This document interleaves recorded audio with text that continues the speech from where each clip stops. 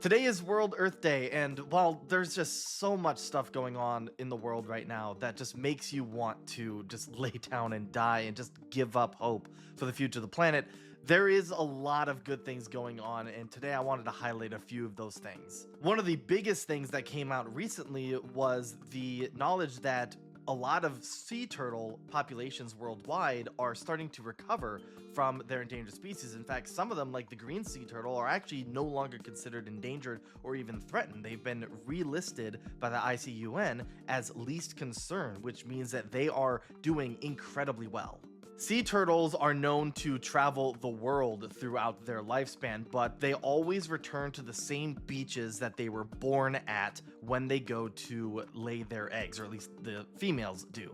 And so this, once we discovered where they were going, made it really easy for us to harvest their eggs for turtle soup, which is what generally led to global sea turtle decline and their listing on the endangered species list as endangered or critically endangered. Some other really big threats to sea turtle conservation is bycatch and fishing nets, but there have been measures put into place that have helped reduce bycatch of sea turtles, as well as plastic pollution. A lot of sea turtles feed on marine animals that look like plastic bags, like jellyfish, for example, and so that's an ongoing threat.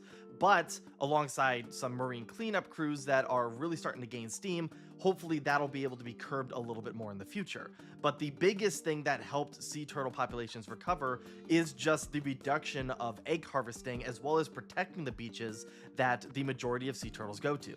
Green sea turtles in particular have really recovered from the 1970s when they were first put on the endangered species list.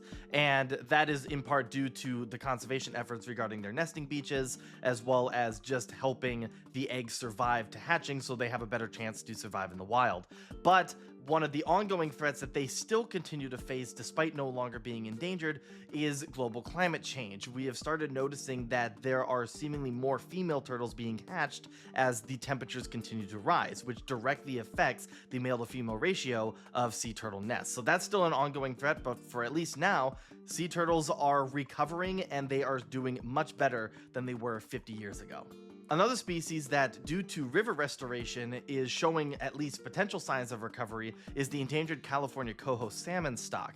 Due to river restoration along the Russian River and other areas along the Mendocino coasts, the 2024-2025 coho spawning season saw more than 30,000 individual fish heading upriver to spawn, which is up from 15,000 the year prior. So, in at least some areas, salmon stocks are at least showing signs of potentially recovering, which is good not just for the salmon, especially if we start seeing this trend push further northward as more aggressive river restoration projects are pushed and passed in Oregon, Washington, and potentially even British Columbia, not just for the salmon, but for the endangered southern resident killer whales, which heavily rely on salmon in order to survive. So if we start seeing this trend from California moving northward, we may start seeing multiple species recovering due simply to river restorations, which is an amazing thing.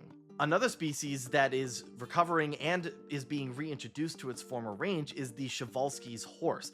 This is the last known truly wild lineage of horse in the world, and it was brought to near extinction back in the 1900s due to habitat loss, overhunting, and hybridization with more domesticated species. However, due to extensive breeding programs in captivity, Przewalski's horse has been reintroduced to several areas of its former range in the last couple of years, including Mongolia and more recently Kazakhstan.